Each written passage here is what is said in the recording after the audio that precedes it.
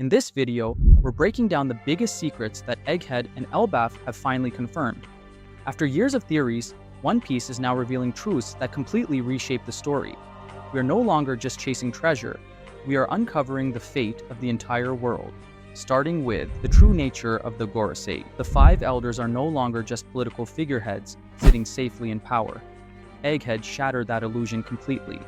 Their arrival on the battlefield changed everything because for the first time, we saw what they truly are.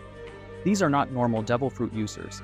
Their monstrous forms are specifically tied to yokai, ancient demonic beings from mythology.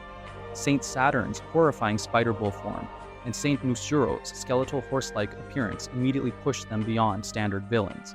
Their regeneration makes them even worse. Damage that should kill them means almost nothing. They recover instantly, almost as if they exist outside normal physical laws. Their telepathic coordination also suggests they are deeply connected, possibly through Imu directly. Personally, this was one of the biggest tone shifts in the series. The world government no longer feels like corrupt leadership. It feels like an ancient horror system run by immortal monsters who have maintained control over history for 800 years. The sinking world theory. Vegapunk's global broadcast may be the single most important lore reveal in modern One Piece. For years, fans speculated that the geography of the world felt unnatural, but now we have devastating confirmation. During the Void Century, sea levels rose by roughly 200 meters due to ancient weapons. That means the current world is likely the broken remains of a much larger civilization. Islands may simply be surviving mountain peaks. Suddenly, locations like Wano's Walls, Impel Down, and the Red Line make far more sense. This is not just fantasy world building anymore, it is global catastrophe. The idea that the world government controls the highest surviving land while suppressing this truth is horrifying. It also transforms the One Piece itself into something potentially far greater than treasure. It may be the final answer to restoring or saving a dying world. The Mother Flame's terrifying purpose. The Mother Flame initially sounded like Vegapunk's dream of limitless energy, something that could revolutionize the world. But in classic One Piece fashion, that hope was twisted into horror. The world government weaponized it to power Uranus, or an ancient weapon of similar scale, and used it to erase Lulusia Kingdom completely. Not invade, not conquer, erase. The aftermath was even worse because the destruction itself caused global sea levels to rise further.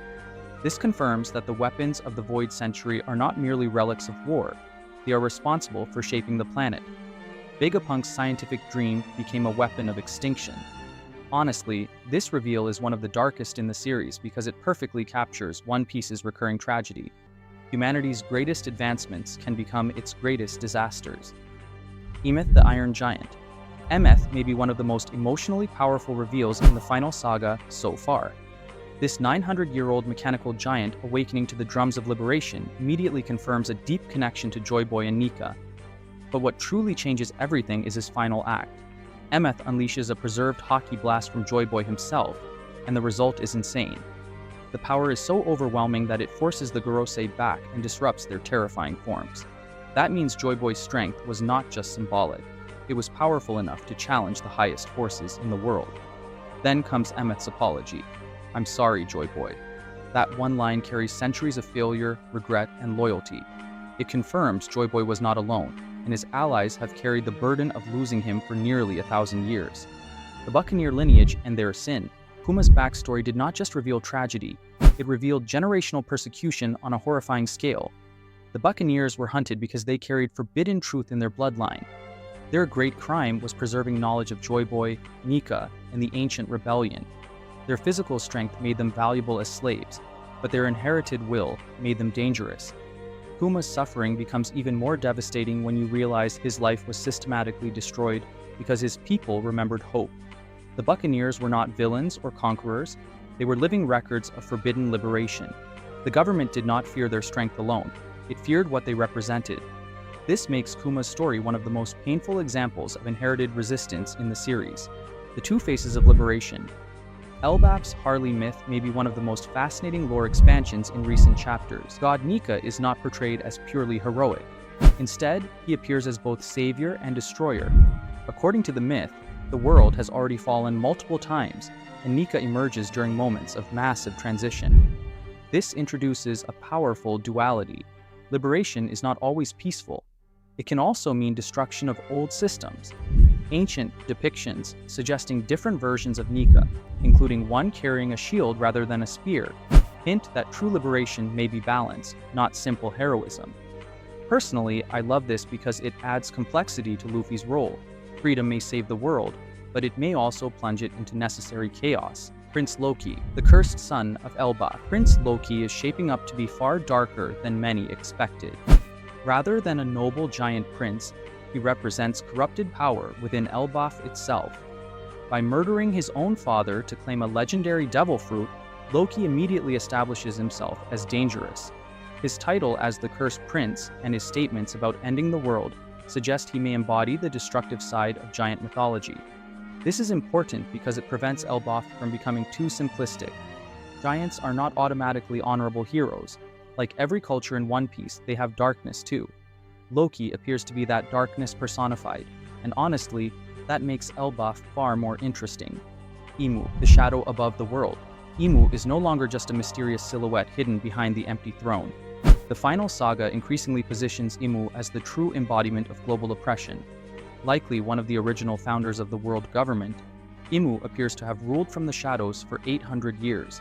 Even more terrifying, recent chapters strongly imply that Imu is the source of the Gorosei's power and immortality. Saturn's horrifying downfall suggests Imu can grant or revoke life itself. That level of authority is monstrous. Visually and thematically, Imu stands as Luffy's perfect opposite. Where Nika represents sunlight, freedom, and laughter, Imu represents darkness, silence, and total domination. The Global Throne War. The final and biggest revelation is that the Great Pirate Era is no longer the main conflict. The world has officially entered the Global Throne War. Roger's era was about inspiring freedom, but now that freedom is colliding directly with the survival of the world itself. Rising seas, ancient weapons, hidden rulers, Yonko movements, revolutionary uprisings, and collapsing order all point toward one unavoidable conclusion: the final war has begun.